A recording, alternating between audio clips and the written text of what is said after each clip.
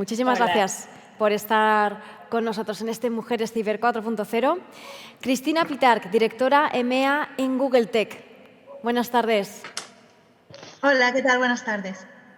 Un placer que estés con nosotros, Cristina. Muchísimas gracias. ¿Me oyen bien? Sí, te escuchamos bien, perfectamente. No, parece que no. Laura Iglesias, responsable de ciberseguridad en Vodafone. Hola, Laura. Hola, muy buenas tardes a todos. Buenas tardes. También te escuchamos bien. A las 3, muchísimas gracias de verdad por estar con nosotros, por compartir este rato y por charlar y hacernos también reflexionar sobre todos estos temas de los que estamos hablando, que seguro que coincidís en que son muy relevantes y viene fenomenal que lo estemos hablando, analizando todos estos asuntos. Y me gustaría comenzar, conociendo vuestra opinión para poner en contexto también, poner sobre la mesa cuál es vuestra visión sobre este tema del que estamos hablando, sobre la situación de la brecha de género en la actualidad. Cristina, si te parece, comenzamos contigo. Sí, lo primero, a ver si me oís bien. ¿Me oís bien? Sí, perfectamente. Sí. Vale, perfecto, que es que me había parecido antes que no había. O sea, hablando dentro de la brecha, creo que nosotros, por ejemplo, dentro de Google tenemos bastante concienciación de este problema. Pero lo que es personalmente, entiendo que, que aunque cada vez hay más mujeres, sabemos perfectamente que solo representan en nuestro mundo, en el mundo de los profesionales de la ciberseguridad, como un 24%. O sea, creo que hay un problema grande, hay que seguir trabajando, hay que seguir concienciando y intentar traer ese talento femenino y poner en valor esa necesidad que tenemos de una mayor diversidad. O sea, queremos desarrollar productos, queremos servicios para todos los usuarios. Es imposible hacerlo si no partimos de una diversidad desde todos los niveles. Muchísimas gracias. Precisamente lo estaba comentando una de las anteriores ponentes, Lisa, esa importancia de la diversidad y cómo favorece también el avance de la propia ciberseguridad. Laura, ¿qué opinas de este primer asunto? Bueno, me gustaría empezar por comentar por qué creo que es importante que estemos hablando de esto y el dato que comentaba Cristina es muy relevante, el del 24% de profesionales hoy en día en el mundo son mujeres, solo un 24%, pero ya no solo por el dato a lo mejor simple y llano, ¿no?, de este 24%, sino que tener pocas mujeres o tener tan poca representación femenina en la profesión creo que al final nos hace más inseguros, ¿no? Y el motivo por el que creo esto es porque vivimos en un mundo que está experimentando una digitalización acelerada. Todas las empresas, las organizaciones gubernamentales, etcétera, cada vez dependen más de la tecnología. El mundo tecnológico en general se está volviendo más complejo, ¿no?, con la entrada de nuevos elementos o nuevos paradigmas como el cloud, la inteligencia artificial, etcétera. Y las cosas complejas no se resuelven con recetas estáticas, con procedimientos escritos, se resuelven muchas veces con creatividad, ¿no?, con capacidad de innovar, de resolver problemas complejos, y esto requiere muchas veces diferentes perspectivas, ¿no? Y no consigues diferentes perspectivas si en los equipos al final están siempre el mismo tipo de perfiles, ¿no? Además, yo creo que hay muchos estudios que demuestran que tener diversidad en los equipos es rentable, ¿no? Hay, por ejemplo, estudios por ahí publicados ya de Gartner y de Harvard Business Review, McKinsey también ha publicado algunos, ¿no?, que relacionan la productividad o el performance de una compañía de una compañía que posee equipos diversos en género, con un incremento de la productividad o el performance entre un 25 y un 50% más comparado con compañías similares que a lo mejor no tienen equipos más diversos, ¿no?, que somos más homogéneos. Entonces, yo creo que los datos están ahí, existe un gap, ese gap no es bueno porque nos hace más inseguros y menos rentables, y creo que también es cierto que ha habido una tendencia positiva en los últimos años, ¿no? Hemos pasado de datos que había hace tiempo de en torno al 11% de mujeres en la profesión al 24% que comentaba ahora Cristina. Hay compañías como la mía en la que, por ejemplo, ya estamos en un 30% en el entorno de ciberseguridad en mujeres, que son datos mejores que los que había, pero todavía nos queda camino por recorrer, ¿no? Y creo que hay tres cosas fundamentales que podemos hacer en este punto, ¿no? La primera es poner el altavoz, es decir, visibilizar role models, es decir, personas que mujeres dentro de las organizaciones que tienen puestos de responsabilidad y pueden, en puestos de responsabilidad hablando de tecnológicos, ¿no? De ciberseguridad. Primero porque inspiran a muchas de las niñas que hoy a lo mejor están estudiando a poder llegar a ser eso algún día, ¿no? Y segundo porque lo normalizan también, ¿no? Tiene que llegar un momento en el que deje de ser noticia que una mujer sea un CEO, ¿no? O que sea vicepresidenta de los Estados Unidos o que sea presidenta de España, ¿no? Tiene que llegar un momento en que esto sea normal. Luego creo que también podemos empezar a enfocarnos más a contratar por potencial. Yo sigo viendo todavía muchas veces en las ofertas de empleo que se enfocan mucho desde un punto de vista de los años de experiencia, de los conocimientos técnicos y la realidad es que las mujeres quizás han entrado en este campo más tarde, ¿no? Así que va a ser muy difícil tener un gran volumen de mujeres con mucho conocimiento técnico, mucha experiencia en un campo en el que tradicionalmente no lo ha habido, ¿no? Y a lo mejor tenemos que empezar a contratar más por potencial y menos por estas cosas tan detalladas. Y luego hay un tema cultural en las empresas, en las que creo que también tenemos la responsabilidad los líderes de las organizaciones en empresas y en organismos públicos de cambiar, ¿no? Que la realidad es que para que haya realmente una situación igualitaria en el trabajo, tiene que haber una situación igualitaria también en casa, ¿no? Para eso no solo hace falta que nos respalden nuestras parejas, que es imprescindible y es maravilloso cuando lo hacen, pero que toda la sociedad, ¿no? Y toda la compañía lo vea normal, que por ejemplo que un padre llegue pronto a casa y no tenga comités y cosas por el estilo a altas horas de la noche y bueno, llegue pronto a casa, prepare las cenas, bañe a los niños, este tipo de tareas se tiene que ver como algo absolutamente normal y creo que todavía pues por cosas que vas viendo muchas veces en las empresas pues a veces incluso sorprende, ¿no? Queda camino por recorrer, como decías, Laura, hay muchísimos datos que has dejado también para que reflexionemos sobre ellos. Katia, ¿cuál es tu visión de este primer asunto que estábamos poniendo sobre la mesa? ¿Qué opinas? Muchas gracias primero por dejarme brincar a la mesa para platicar de esto que parece un tema del que hablamos recurrentemente, pero que a la vez sigue requiriendo conversaciones colectivas y sobre todo acciones dirigidas.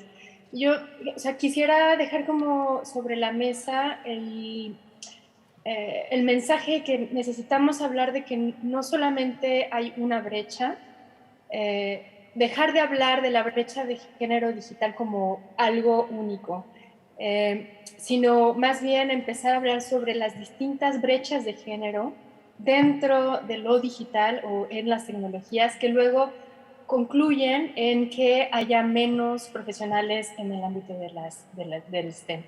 Esa es como la primera idea que quisiera dejar claro. No estamos hablando de una sola brecha, estamos hablando de muchas brechas que luego al conjuntarse concluyen en que las mujeres no participen en igualdad de condiciones dentro de la industria de la tecnología. Quiero también dejar como en la mesa la idea de que cuando hablamos de brecha de acceso, que es como lo primero que se nos viene a la mente cuando hablamos de brecha digital, ¿no? Las mujeres están accediendo menos al Internet, lo cual es cierto, pero también es cierto que hay mejoras, sobre todo a partir de todo el proceso de digitalización que se vino con COVID, hay mejoras en el acceso, pero la brecha de acceso es como la punta del iceberg de muchas otras brechas, como mencionaba, que están debajo.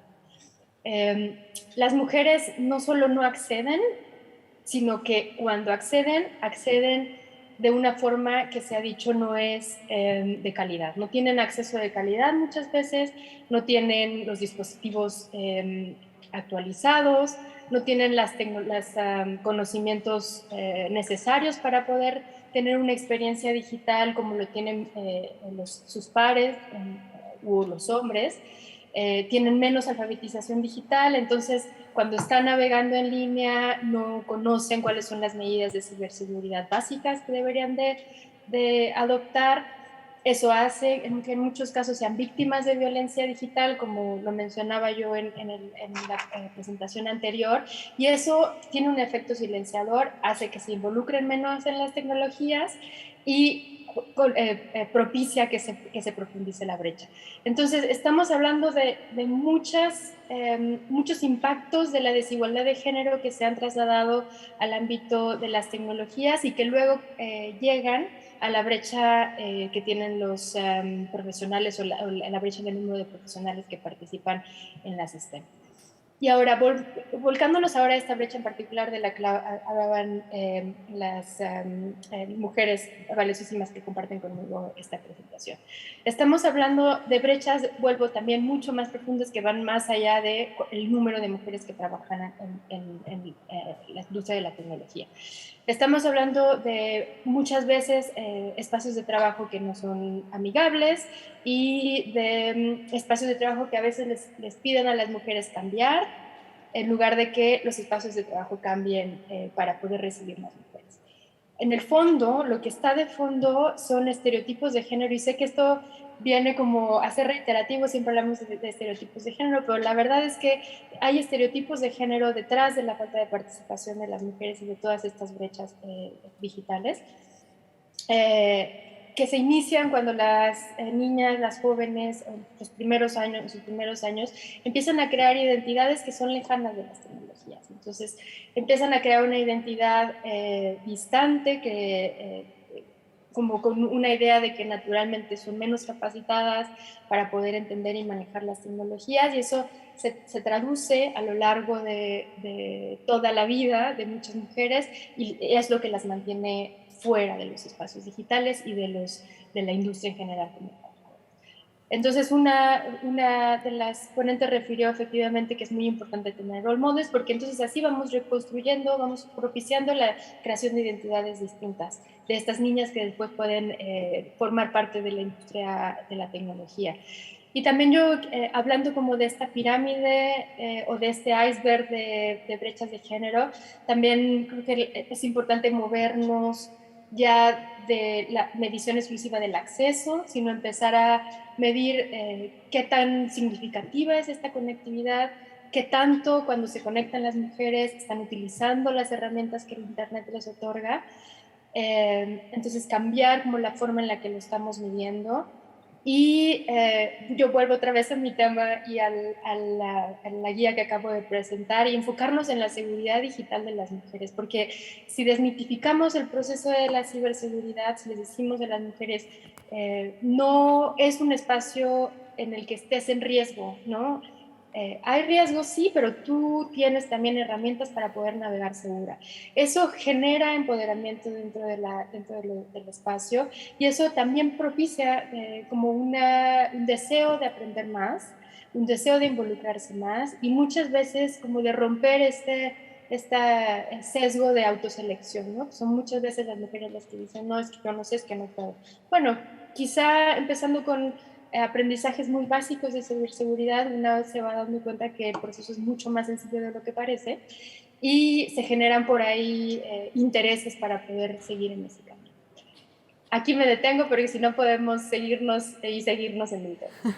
Luego te preguntaré, Katia, porque es verdad, es muy interesante el informe que nos has presentado y te preguntaré sobre alguno de los datos que comentaste.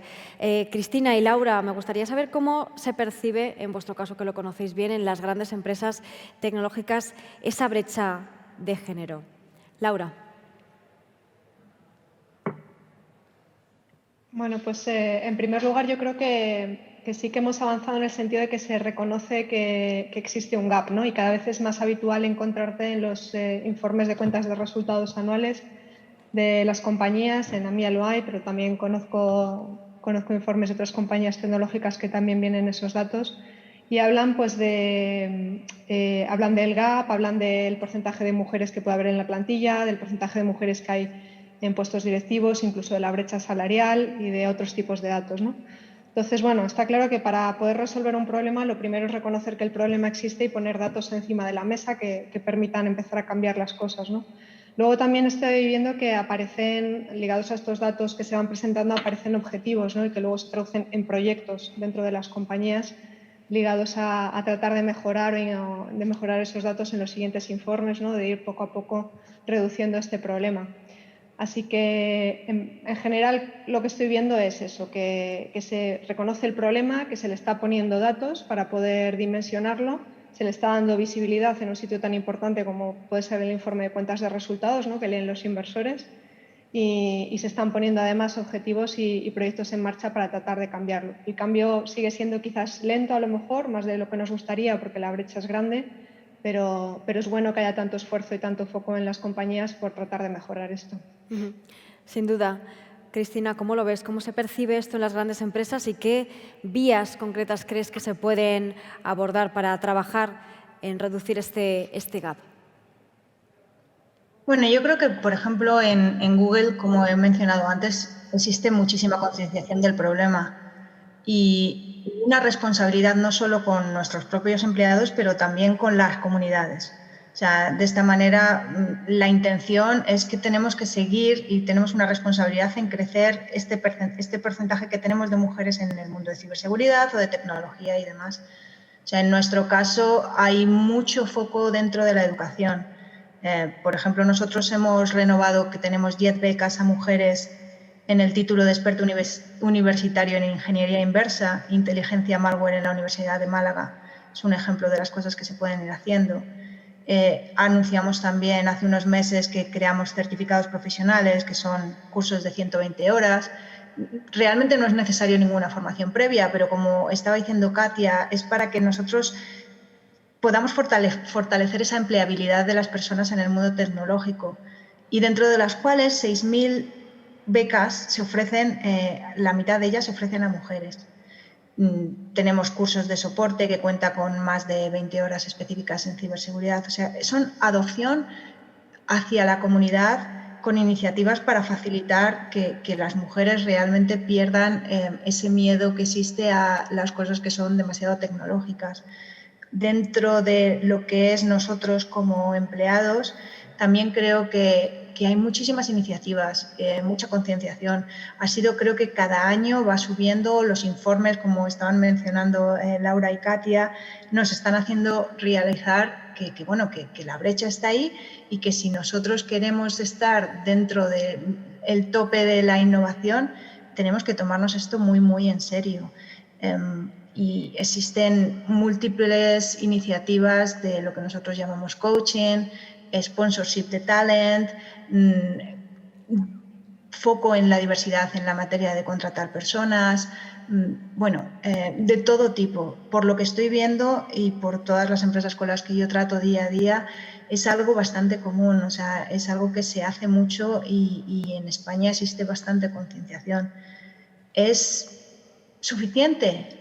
No. O sea, y me imagino que la realidad es que hemos empezado tarde, obviamente, y hay que acelerar muchísimo porque la brecha sigue ahí y se puede hacer incluso más grande con el tiempo si no se toman medidas que son drásticas. Hay que tomárselo en serio, como decías, Cristina, pero es esperanzador saber que se están haciendo tantas cosas desde empresas como la vuestra, aunque, como decís, hay más todavía que se puede recorrer, pero para eso estamos aquí, para poner todas esas ideas también sobre la mesa. Katia, comentabas muchos datos antes también en tu charla. A nivel mundial, uno de los datos que te pongo también sobre la mesa es la proporción de mujeres que utilizan Internet. A nivel mundial es del 48% frente al 58% de los hombres. Y en términos relativos, pues significa que esa brecha a nivel mundial de usuarios en Internet es del 17%. ¿Qué opinas? ¿Este puede ser un origen de la brecha de género en las tecnologías en general, producto de esa carencia que explicabas antes, ¿no?, en el acceso a la propia tecnología? ¿Cómo podríamos abordar este tema?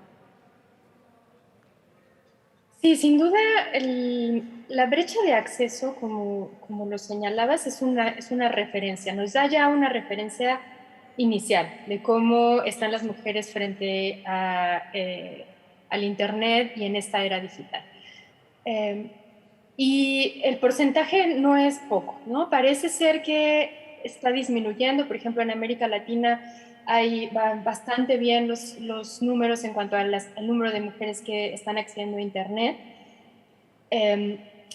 Sin embargo, ese 17% a nivel global sigue siendo importante, refleja millones de mujeres que no tienen acceso a Internet. Sin duda es uno de los motivos de preocupación principal, pero vuelvo un poco a lo que mencionaba antes. Este dato es la punta del iceberg de todas las brechas, de todo como el entretejido de discriminación y desigualdad que viene desde los espacios offline y que ahora se ha recolocado. Entonces es importante ver la brecha no como vuelvo a decirlo, sino como muchas brechas, un compuesto de desigualdades que afectan acceso, qué tipo de acceso se tiene, qué información están consultando las mujeres, qué herramientas de seguridad tienen para poderse defender en línea. Y luego de ahí me brinco. ¿Qué tanto utilizan, por ejemplo, banca en línea, ¿no? Ahora con todo lo que propició COVID, la epidemia de COVID? Hay estadísticas que señalan que las mujeres utilizan el Internet menos para cuestiones de empoderamiento económico. Bueno, esto se tiene que reevaluar ahora después de la epidemia de COVID, pero ya había por ahí una brecha de género en cuanto a qué tanto se está utilizando para el empoderamiento el Internet entre hombres y mujeres.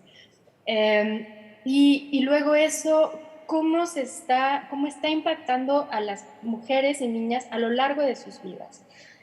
Como decía Cristina, parece ser que estamos avanzando, pero no estamos avanzando tanto. ¿Y por qué? Porque a lo mejor estamos tratando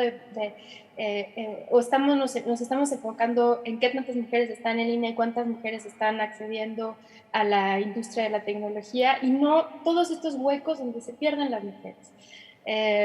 Todos los espacios donde le dicen o le refuerzan a las mujeres la idea de que las tecnologías son cuestiones masculinas y que naturalmente no están capacitadas. ¿De dónde sale eso? ¿Lo estamos atacando? ¿Estamos tratando de transformar de fondo estos estereotipos de género desde la infancia o no?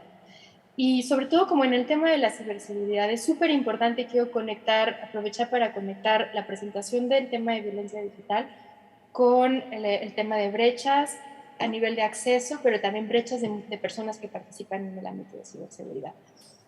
De fondo, tenemos una brecha de género digital en el sector de la ciberseguridad porque se combinan dos estereotipos de género que reducen la participación de las mujeres. Uno es las tecnologías no son femeninas, son para hombres, ¿no? No eres bueno. Y la otra es la seguridad, la protección, es algo que le compete, es una característica masculina. A las mujeres nos protegen, a los hombres son los protectores. Es como, actúa en binario este tipo de pensamientos. Entonces se combinan estos dos elementos y hacen que las mujeres no participen en ciberseguridad. ¿Y qué pasa cuando no están participando en ciberseguridad? Los riesgos y amenazas cibernéticas que afectan de forma específica a las mujeres no se están tomando en consideración. Y aquellos que están diseñando los mecanismos para hacer una web segura son en su mayoría un colectivo masculino que solamente que piensa las cosas en términos neutros, pero que en realidad no hay nada neutro, es en términos masculinos, sin considerar las experiencias específicas de mujeres y de otros colectivos que están sujetos a desigualdad. Entonces, ese es el impacto, que entonces estamos creando herramientas de ciberseguridad que no son adecuadas para las experiencias de las mujeres, y es un círculo vicioso, porque entonces si no se crea una web segura para mujeres para esas experiencias, las mujeres se retiran, creen que no son parte de esta revolución o que solamente son parte de alguna forma, utilizando como WhatsApp, alguna plataforma, una red social y listo, y no están involucradas en el diseño de una web segura. Entonces, un poco mi mensaje, yo con eso quiero cerrar. Hay que hablar de muchas brechas, y al hablar de muchas brechas nos permite identificar distintos mecanismos, distintas herramientas para poder contrarrestar estas brechas. Gracias. Muchísimas gracias. Gracias, Katia.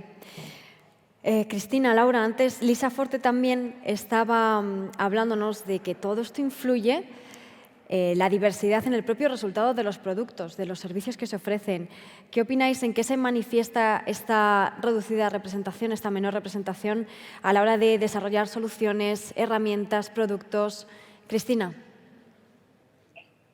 Bueno, pues efectivamente tiene muchísimo impacto. O sea, a nivel global yo creo que he leído en algún sitio que los equipos que nosotros llamamos Product Management a nivel global, no solo en Google, son 60% en hombres. Por lo tanto, esto repercute cómo se desarrollan las soluciones, cómo se desarrollan los productos. O sea, aquí sí que hay una necesidad grande para también trabajar en una inclusividad. Sabemos, y lo hemos dicho 200 veces ya hoy, que la diversidad produce todos los mejores resultados y yo creo que eso ya no lo va a discutir nunca nadie. Y con mayor diversidad, esos grupos tienen mejores soluciones que los que no lo tienen.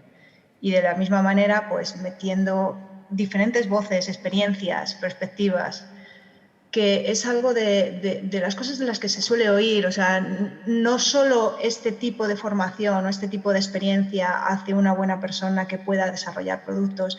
Existen bastantes otras, y si consideras diversidad de pensamiento y demás, que te pueden aportar muchísimo en esa creación. O sea que creo que si se prioriza esa inclusión, todos nos vamos a beneficiar y vamos para adelante.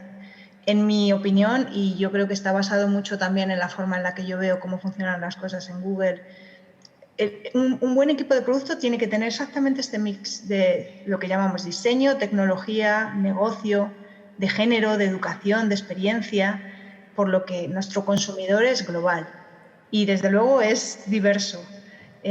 Si no tenemos eso mismo, la forma en la que planteamos nuestros productos, nunca vamos a poder llegar a ellos.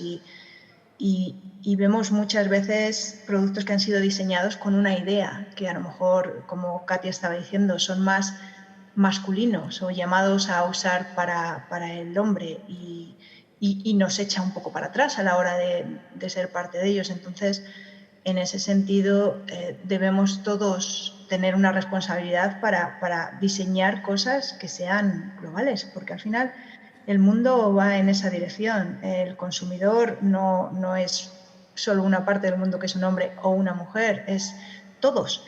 Y cuanto más tengamos representación en la manera en la que desarrollamos el negocio y productos, más vamos a poder atacar ese mercado y más vamos a poder dar soluciones a problemas que realmente existen. Por lo tanto, sí, creo que lo mismo, está empezando a haber un cambio en esa dirección y yo estoy viendo muchísimos ingenieros y demás con los que colaboro que a lo mejor no tienen esa formación de ingeniería. Y me estoy acordando ahora mismo de un compañero que es licenciado en políticas y es uno de los product managers mejores que tenemos, en el sentido de que es una forma de pensar y una forma de dirección. Si eso lo aplicamos a las mujeres, a quitarnos ese miedo de las cosas desconocidas no las vamos a hacer bien, creo que también es una forma de formarnos y una forma de educar a hijas, niñas, sobrinas, primas y que podamos llegar a ese mismo punto. Absolutamente, Cristina. Sin duda alguna, como decías, ¿no? Esa variedad, nunca sabes qué es lo que puede aportar una persona que, fíjate, se ha formado en algo tan diferente. Laura, ¿cómo lo ves este asunto? ¿En qué puede afectar en este sentido ese desarrollo de productos, de herramientas? ¿Cuál es tu visión sobre esto? Bueno, yo creo que hay muchos ejemplos que uno puede encontrar, incluso publicados por prensa en Internet, de qué sucede cuando no se tiene en cuenta la diversidad de género, ¿no? Estoy recordando uno que leí hace tiempo no tiene que ver con ciberseguridad, es sobre fabricantes de coche. Y básicamente consistía en que a la hora de hacer los crash test, estos que hacen con los muñecos dummies, resulta que el tipo de muñeco dummy que se utilizaba siempre en el asiento del conductor, el que era obligatorio, vamos a decir, era un muñeco que representaba una forma, una densidad ósea, etcétera, masculina, típicamente masculina, ¿no? Y aunque sí que se tenía que utilizar un muñeco de tipo femenino, solo era obligatorio probarlo en el lado del pasajero, no en el lado del conductor. Y como consecuencia de todo esto, pues se llegó a calcular que las mujeres tenían un 47% más de posibilidades de sufrir lesiones graves cuando van al volante y un 17% más de posibilidades de morir, lo cual es un impacto absolutamente tremendo de una cuestión de no tener a lo mejor en cuenta la diversidad de género, ya no a la hora de diseñar el producto, ¿no? sino a la hora de probarlo incluso, ¿no? Y yo creo que esto aplica a todos los campos, ¿no? Cuando piensas en ciberseguridad, es muy típico que el estereotipo, por ejemplo, de atacante en el que se piense sea también pues, un varón de determinada edad, determinada raza, y las pruebas muchas veces a lo mejor que piensas o la forma de pensar que va a tener, ¿no? ya la tipificas de acuerdo con ese perfil. Así que lo más probable es que cuando seguimos esa lógica estemos cometiendo errores, ¿no? y estemos dejándonos ahí, debido a este sesgo, un gap a la hora de diseñar requerimientos de seguridad, por ejemplo, a la hora de hacer los proyectos o los productos, o diseñar los propios productos de ciberseguridad que nos permitan defendernos de este tipo de ataques, ¿no?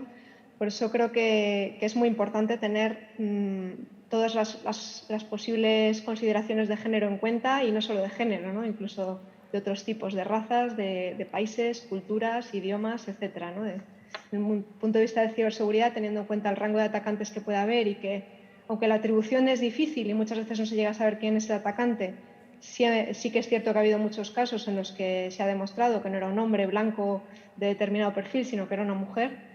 Pues yo creo que está más que demostrado que hay que tenerlo en cuenta, ¿no? Has dado muy buenos ejemplos también, que no todo se tiene que ceñir al ámbito de la ciberseguridad en el caso de los ejemplos, pero sin duda lo que nos estabas contando nos abre los ojos a todo lo que estamos hablando y cómo todo está también interrelacionado. Lo tenemos que dejar aquí. Os agradezco muchísimo el tiempo que nos habéis dedicado, todo lo que nos habéis contado. Muchísimas gracias, de verdad, enhorabuena por todo lo que estáis logrando también en vuestras carreras profesionales, que sois un ejemplo y una referencia. Ha sido una conversación maravillosa. Muchísimas gracias, Katia. Muchísimas gracias por la invitación y por haberme permitido compartir estas reflexiones con Laura y con Cristina. Y nada, esperemos que tener muchísimos más foros Mujeres Ciber. Muchísimas gracias. Muchas gracias, Mónica. Y hasta pronto. Cristina, muchas gracias por haber estado con nosotros. Sí, muchas gracias y gracias por invitarme. Y lo mismo, esperemos, yo tengo una responsabilidad personal con este tema. Espero que dentro de unos años mis hijas no puedan tener la situación en la que estamos viendo ahora, y me encanta colaborar porque me parece tan importante que estoy encantada de estar aquí. Pues ojalá que sí, seguro que sí. Muchísimas gracias. Laura, de nuevo, gracias. Muchas gracias, Mónica, Cristina, Katia, encantada.